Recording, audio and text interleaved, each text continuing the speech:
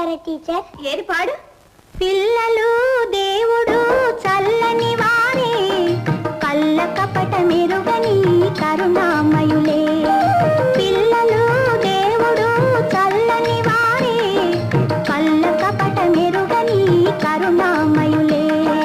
తప్పులు మన్నించుటే దేవుని సుగుణం, ఇది గొప్ప వాళ్ళు చెప్పినట్టి చక్కని జ్ఞానం.